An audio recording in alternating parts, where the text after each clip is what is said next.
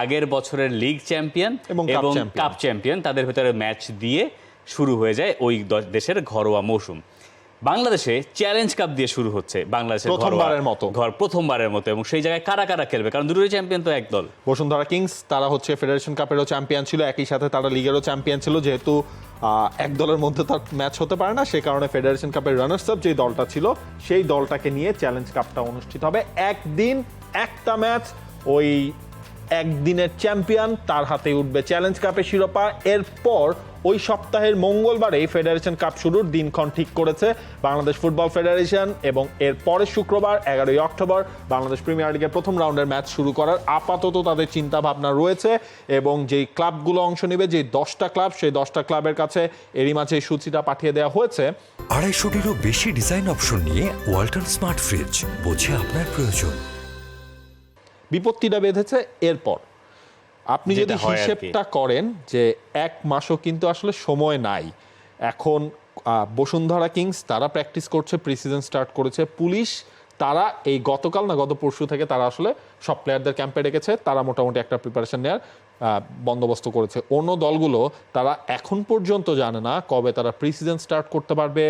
অনেকগুলো দলে তো আপনার ফরেন ফুটবলার রয়েছে, তাদেরকে তারা কবে আনতে পারবে, এই জিনিসগুলোর আসলে একটা সমাধান তো দরকার। সেই সমাধানটার জন্যই শনিবার দিন বাংলাদেশ ফুটবল ফেডারেশন একটা মিটিং রয়েছে, যেখানে বাফুফের কর্তা ব্যক্তিদের কাছে ক্লাবগুলো জানাবে যে তারা আসলে কি চায়, কবে থেকে শুরু করলে তাদের সুবিধা হয়। হ্যাঁ, এমনও না যে ক্লাবগুলো চাইলেই সেটা আসলে অ্যাপ্রুভ করতে হবে বাংলাদেশ ফুটবল ফেডারেশনকে। তবে এই জায়গায় যেহেতু দেশের একটা বদলে যাওয়া পরিস্থিতি আসলে মধ্যে দিয়ে যেতে হয়েছে, দুটো ক্লাব অংশগ্রহণ করছে না, অনেকগুলো ক্লাব তাদের খরচ একেবারে অর্ধেকের কম নামিয়ে ফেলেছে, ফরেন ফুটবলার ছাড়া অনেকগুলো ক্লাব খেলছে। তো এই জায়গায় একটা ওই মিউচুয়াল আন্ডারস্ট্যান্ডিংয়ের মাধ্যমে একটা জিনিস আসলে ক্লাবগুলো তারা চাইছে যে তাদেরও কিছু দাবি দাওয়া মেনে নেওয়া হোক। ফেডারেশনও চাইছে অন্তত ইলেকশনের আগে ফুটবলটা মাঠে গড়াক, কারণ লম্বা একটা সময় তো আপনার বিরতি হয়ে গেছে, কারণ সিজনও তো আপনার শেষ করতে হবে জুলাইয়ের মধ্যে।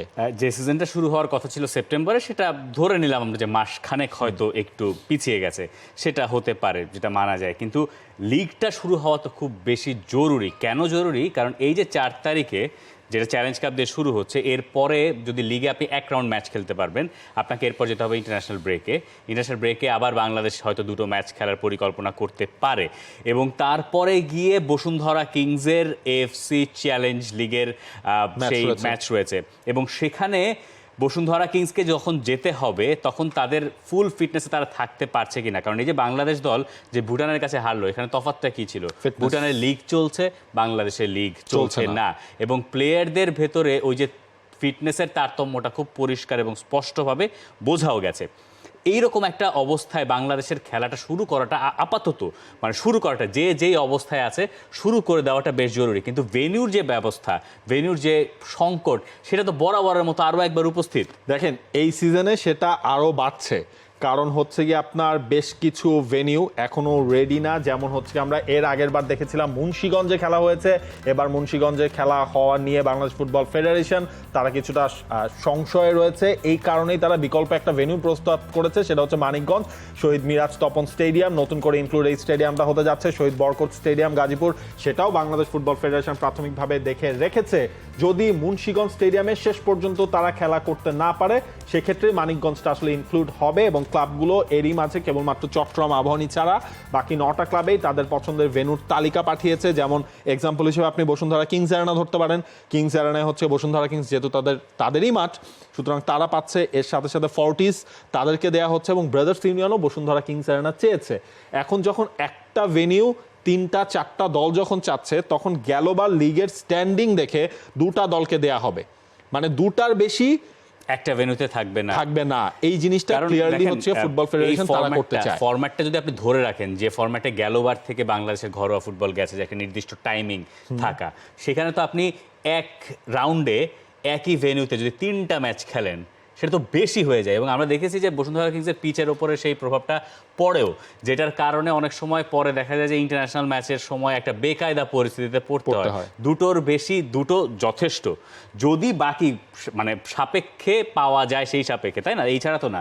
আপনি দেখেন, আপনাকে যেতে হবে গাজীপুর, আপনাকে যেতে হবে মানিকগঞ্জ, আপনাকে যেতে হবে কুমিল্লার মাঠটা নিয়ে তো বরাবরই একটা সমস্যা থাকে। এইবারও আসলে সেই সমস্যাটা রয়েছে, মানে ক্রিকেট সংক্রান্তই। সেখানে হচ্ছে কি এখন এই জিনিসটা জেলা ক্রীড়া সংস্থার সংস্থার মানে এনএসসি যেই কাজটা করেছে, জেলা ক্রীড়া সংস্থার সাথে বাফুফেকে বলেছে তোমরা নিজেদের মধ্যে ইয়ে করে নাও, মিটমাটটা করে নাও, বা নিজেদের মধ্যে একটা আন্ডারস্ট্যান্ডিং সিচুয়েশনে তোমরা নিয়ে আসো।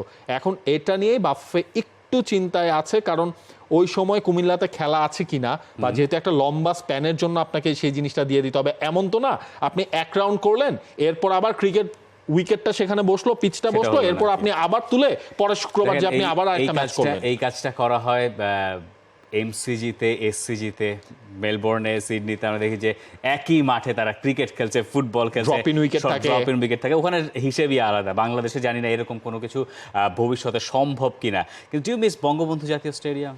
এটা তো না ছাড়া তো কোনো উপায় নেই, মিস না করা ছাড়া। আমরা এই স্টেডিয়ামটা কবে আসলে পাবো? এই স্টেডিয়ামটা হয়ে গেলে বাংলাদেশের লিগের চেহারাটাও অনেকখানি পাল্টে যায়। দেখেন, ঢাকার মধ্যে যখন আপনার এরকম দুইটা স্টেডিয়াম থাকবে, মানে বঙ্গবন্ধু স্টেডিয়ামটাও যখন পাওয়া যাবে, আপনার হচ্ছে ক্লাবগুলোর দিকটাও আসলে চিন্তা করার এখানে সুযোগ রয়েছে। কারণ বর্তমান পরিস্থিতিতে অনেক ক্লাবেই চাচ্ছে যে যতটুকু কাছে পারা যায় ততটুকু জায়গায় তারা খেলতে। স্টেডিয়ামটা তো বাংলাদেশের ফুটবলের নিউক্লিয়াসও যদি আপনি বলেন, সেটাকে আপনার বলতেই হবে। মানে ওটা ছাড়া আসলে ঢাকার ফুটবল হচ্ছে, হ্যাঁ কিংস অ্যারেনা এখন একটা ভিন্ন মাত্রায় নিয়ে গেছে, দর্শকদের উপস্থিতি সেখানে আমরা প্রত্যেক ম্যাচে দেখি।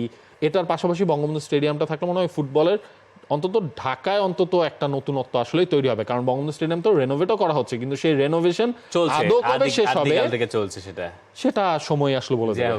For more updates, subscribe to our YouTube channel and click on the bell icon. Follow us on Facebook and Instagram. Download T-Sports app to enjoy exciting games and highlights. Visit tsports.com.